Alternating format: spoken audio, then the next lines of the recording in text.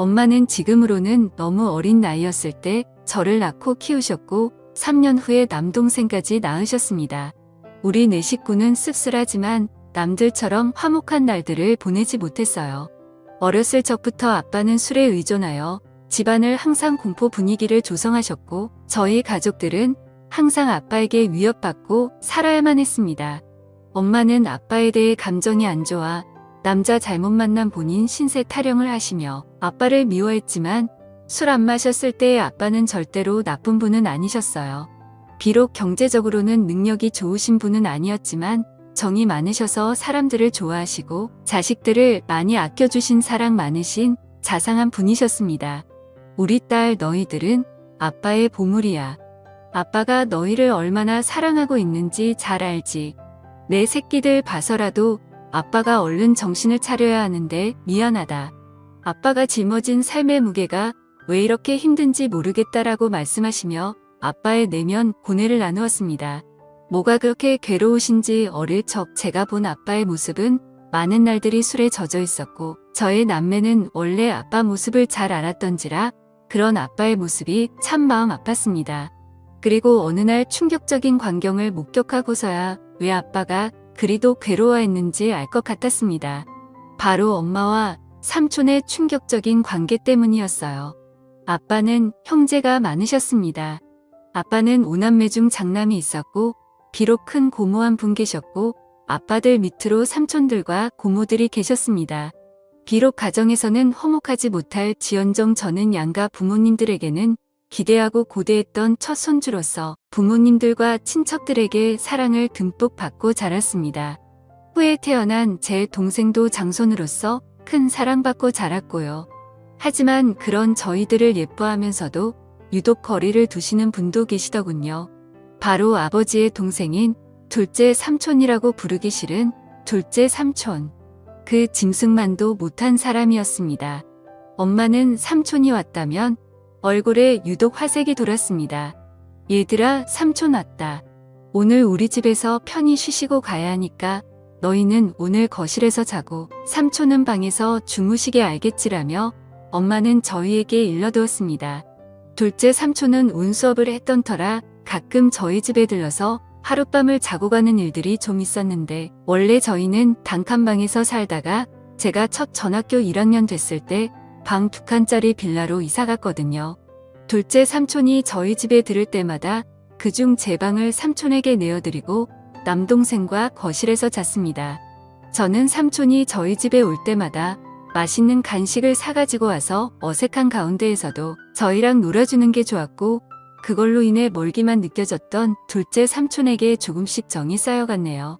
둘째 삼촌이 올 때마다 아빠도 술을 안 마시고 부모님들도 간만에 분위기가 하기에 좋아져서 한때 저희는 둘째 삼촌이 오기만을 기다리기도 했습니다. 그런데 어느 날 새벽이었어요. 제가 힘든 가정에서 살다 보니 어렸을 때부터 눈치가 빨랐고 명확하다고 해야 하나 나이에 비해 철이 조금 빨리 든 케이스였어요. 당시 동생은 자고 있었고 그날따라 이상한 느낌을 본능적으로 느꼈는지 새벽에 눈이 번쩍 뜨이더라고요. 그런데 마침 엄마가 화장실에서 물 내리는 소리와 동시에 나오는 것이었습니다. 아직도 안 잔다고 뭐라고 잔소리할까봐 저는 얼른 눈을 감아 잠든 척을 했는데 이상한 일이 일어났습니다. 엄마는 저를 가만히 보시다가 조심스럽게 몸을 움직이며 안방이 아닌 바로 삼촌이 자고 있는 제 방으로 들어가는 것이 아니겠어요. 어린 나이임에도 불구하고 저는 그게 심상치 않은 일임을 본능적으로 알았습니다. 저는 순간등이 새해지며 무슨 촉이 왔는지 조심스럽게 몸을 일으켜 숨죽여 제가 앞으로 다가갔습니다. 저희 집 방문 이어술에서 잘 닫히지 않았는데 그 탓에 열려있는 작은 틈으로 전 훔쳐보게 되었습니다. 그리고 여태까지도 평생을 트라우마로 남은 잊지 못해 그 장면을 목격하게 되었습니다. 형수와 시동생으로서 금기시한 일들을 벌이고 있었습니다. 저는 너무 놀라 어떻게 해야 할지 그 자리에서 얼어붙고 말았습니다. 그때 거실에서 동생이 제가 곁에 억지로 허전했는지 음하며 자세를 뒤척였고 이 소리를 들었는지 그들은 모든 행동을 멈추고 엄마는 재빠르게 옷매무새를 가다듬더군요. 저는 들킬까 싶어 제자리로 돌아와 다시 자는 척을 하며 누웠고 엄마는 어두움 속에서 추악함을 가린 채 아무 일도 없었다는 듯 안방으로 돌아왔습니다. 저는 그때부터 아무에게도 말 안 하고 혼자 생각이라는 것을 했는데 오래 고민 끝에 나온 결론은 단순하게 모든 진실을 밝히자라는 것이었습니다. 그렇게 해버리면 어린 마음에 모든 게 다 제자리를 찾고 정상으로 돌아올 것 같았거든요. 뒤틀린 이 이상한 현실에 하루도 머물고 싶지 않았던 저는 기회를 엿보다가 마침 아빠와 둘째 삼촌만 빼고 친가들이 모여 가족 식사를 하는 자리에서 제가 본 그날의 진실을 폭로하였습니다. 일목요연하고 또박또박 엄마랑 둘째 삼촌의 새벽에 제가 본 것들을 가감없이 얘기하자 엄마의 표정이 새하얗게 지으며 급한 대로 제 입을 막으려 했네요. 허나 이미 수상하니 느낀 큰 고모는 엄마를 젖혀두고 저를 방으로 내려와 차근차근 무슨 이야기인지 얘기해보라며 말씀하시는데 저는 말하다 말고 목이 메어와 울음을 크게 터뜨리며 말을 이어갔네요.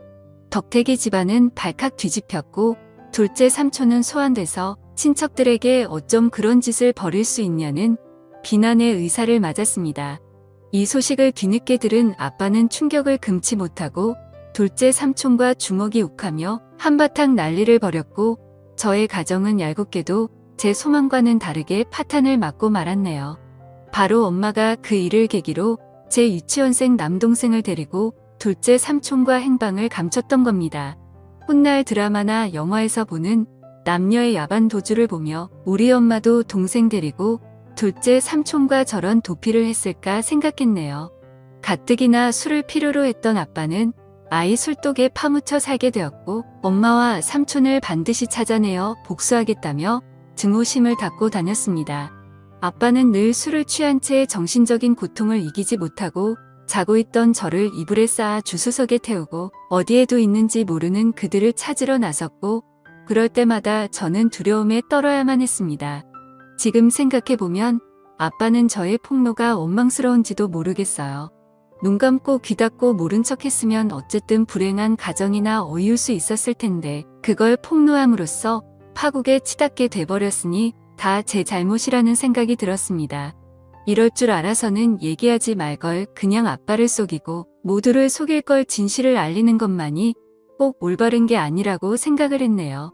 다행히 두어 달이 지난 후 엄마는 집에 동생을 데리고 들어왔고 간만에 엄마를 본 저는 그간 마음 고생한 게 싹 치유되면 깊은 안도감을 느꼈습니다. 오랜만에 동생을 봐서도 너무 행복했고 돌아온 엄마로 인해 아빠의 상태도 좀 나아진 것 같아 행복했습니다. 다만 제게 엄마가 사라졌던 후주 남았습니다. 잠시라도 눈에 엄마가 보이질 않으면 불안해서 미칠 지경이었어요. 학교 갔다 서둘러 집에 왔는데 엄마가 없으면 빌라나 동네 인근을 다 뒤지고 다녔고 미용실에서 파마를 하고 있거나 동네 사람들과 같이는 엄마를 보고서야 안도의 숨을 내쉬고 했습니다. 그렇지만 혹시나가 역시나 얼마 아니던 다시 나갔어요. 이번엔 동생을 내버려 두고 혼자 나갔더군요. 동생이라도 곁에 있어 좋았지만 엄마가 언제 다시 올지 기다림의 끝은 알 길이 없었습니다. 아빠는 행여 엄마한테 연락이 오면 아빠한테 바로 전화하라고 했고 그 사이 저희 동네에서는 소문이 다 돌았습니다. 저희 엄마가 바람나서 집을 나간 것 같다고요. 택하면 애 엄마가 보이질 않으니 그럴 수밖에 해요. 저는 저희에 대해 함부로 말하는 동네 사람들이 너무 싫었습니다. 다 알고 짐작하면서도 모른 척 확인 사살하려고 저와 마주치면 꼭 묻더군요. 너희 엄마 이번에 너희 두고 또 낳은 거 맞지? 아니 세상에 어떻게 자식들 두고 모질게 나갈 수가 있어. 내가 다 마음이 쓰이네. 불쌍한 것들. 우리 엄마 그냥 멀리 돈 벌러 갔어요. 우리 가족에 대해서 함부로 말하지 마세요. 라고 둘러대면 쏘아댔지만 속으로는 가슴에 피멍 들어 찢어지게 울고 했네요. 아빠는 결국 가출한 엄마를 포기하고 저희를 위해 시골로 이사를 했습니다. 다 잊고 새 삶을 꾸려보고자 아빠들 1톤 트럭을 타고 소금도 파시고 귤도 파시며 저를 앞차같이 키우셨지만 세상은 그리 만만치 않았습니다. 바로 아빠는 큰 병에 걸려버리셨고 끝내는 간경화로 제 나이 18살 때 세상을 등지고 말았네요. 그때 아빠 살아 생전 모질게만 하던 제 행동이 떠올라 얼마나 피 눈물을 흘렸던지요. 죄송하고 또 죄송하게만 했습니다. 아빠가 돌아가셨어도 엄마랑 삼촌은 잔인하게도 코빼기도 비치지 않더군요. 아빠를 배신하고 어디서 둘이 그렇게 잘 먹고 잘 사는지 나중에 반드시 찾아가 이 아픔 그대로 돌려주리라 다짐했는데요. 저희는 살기 위해 할아버지에게 맡겨졌다가 성인이 된 후 따로 근처에서 독립을 했습니다. 그리고 시간이 흘러 동생이 군대 갈 때쯤 저 역시 직장을 구해 대도시로 나왔고 또다시 현실에서 적응하고 있을 무렵 난데없이 엄마 동생인 오랫동안 왕래 없던 외삼촌이라는 작자한테 연락이 닿았네요. 외삼촌이야 그건 잘 지냈지. 네 아빠 그렇게 되고 동생 검사하느라 네가 누구보다 힘들었을 텐데 내 맘이 다 안쓰럽구나. 고시원 좁고 답답할 텐데 내가 보증금을 좀 대줄 테니 어디 원룸이라도 들어가 살지 않겠니? 순간 의문이 들었죠. 갑자기 외삼촌이 왜 나한테 뭔가 이상해서 좀 알아봤었는데 예상치 못하게도 그간 연락이 끊겼던 제 친엄마가 외삼촌 뒤에 있었던 게 아니겠어요. 저와 동생을 버리고 그놈이랑 살림 차리겠다고 도망가서 정떼며 살았을 땐 언제고 이제 와서 왜 이렇게 우의적으로 나오는지 고맙기는커녕 기가 찼습니다. 아빠와 저희를 배신하고 그 짐승 같은 둘째 삼촌놈이랑 도피해서 얼마나 때깔 좋게 잘 먹고 잘 살았는지 확인해 봤더니 이게 앵걸 어느 새 남자를 갈아버렸네요. 제가 이 사실을 입 밖에 내니 엄마는 주위를 살피며 은밀하게 말하게 자신났고 살다 보니 안 맞는 부분도 많고 사람들 눈도 있고 윤리적으로도 이건 아닌 것 같다. 뒤늦게 맘먹고 정리했다. 지난 세월 죄책감 떨치고 새 인생 살고 싶어 너하고도 연락한 거고 라고 합니다. 순간 뭐지 싶었네요. 그렇게 쉽게 헤어질 수 있었을 것을 여지껏 저희 가족 생채기 다 내놓고 일이 저질러질 대로 다 저질러 놓은 후에야 헤어졌다니요. 엄마를 가지려고 아빠를 배신한 삼촌도 같은 생각이어서 순순히 헤어졌다는데 말도 안 돼. 그들의 파렴치한 폐륜 때문에 상처 입은 사람이 몇인데 멱살 잡고 쫓아다니며 키의 보상이라도 받고 싶었습니다. 엄마는 결국 삼촌과 금기된 사랑을 끝내고 다른 남자랑 세 번째 결혼을 했답니다. 참 능력도 좋으시지. 엄마는 제 동생이랍시고 둘째 삼촌 사이에서 낳은 남자의 여자의 한 명씩을 제기 소개했습니다. 저를 동생들과 함께 인사시키며 얘들은 내 동생이고 너희들도 언니한테 인사해라. 동생 돌보는 거 보니 지금 여기 있는 동생도 잘 돌볼 것 같더라. 다 네 핏줄들이니 마지로서 잘 챙겨라. 뭐니 해도 남보다는 형제가 최고야. 남보다도 못한 형제들도 많죠. 저나 이 애들이나 다 배신이 피가 흐르는 엄마 자식들인데 나중에 서로 뜯어먹겠다고 뒤통수 치고 그러면 어쩌죠. 라고 대꾸하자 엄마의 표정이 점차 살벌해지기 시작했네요. 전혀 패인 상황에 내막을 모르는 새아빠는 분위기를 환기시키고자 그저 호하시더라고요. 새아빠는 평범하고 사람 좋으신 분이셨습니다. 엄마는 정말 미웠지만 가족들이 그리웠던 저는 엄마를 용서하고 잘 지내보려고 노력했습니다. 허나 엄마와 삼촌의 트라우마는 쉽게 잊혀지지 않더라고요. 엄마 역시 지난 세월을 후회하며 저와 함께 잘 살려야 하는 것 같았지만 제가 본인의 치명적인 비밀을 알고 있으니 저를 편히 대하지 못했습니다. 심지어는 저더러 미용실에서 엄마라고 하지도 말라고 하고 주변인들에게는 저와의 관계를 숨기려 하더군요. 새아버지가 절 자식으로 인정한다며 친척들에게 소개하려 할 때도 엄마는 필사적으로 행여 책 잡힐까 싶어 말렸습니다. 엄마의 숨겨진 자식으로 살아야 하는 기분도 참 더럽더이다. 더러운 놈의 둘째 삼촌 자식들은 엄마 거리며 당당하게 살고 있는데 우리 아빠 자식이었던 전 왜 숨겨져야 하는지 감정의 분노가 스멀스멀 살아났습니다. 더욱이 참을 수 없었던 건 엄마는 수련전만 하면 꼭 아빠 욕했는데 나 네 아빠가 아직도 지긋지긋해. 나 O형인데 왜 니들은 니들 아빠처럼 A형이냐고. 너나 네 동생이나 아빠 너무 쏙 빼닮아서 싫어. 처음부터 내 손으로 쭉 키운 이 세 동생들한테 정이 더 가더라고. 왜 같은 손가락이라도 더 아프고 덜 아프고 하잖아. 네가 차별받는 것도 단이 아빠 탓이고 내가 삼촌과 불륜 저지른 것도 네 아빠 책임이야. 알아, 네 아빠 결혼 자체가 나한테는 인평생 지옥이었다고. 삼촌과 불륜을 저지른 건 모두 다 아빠 잘못이라고 떠넘기며 책임을 지었습니다. 참을 수가 없었습니다.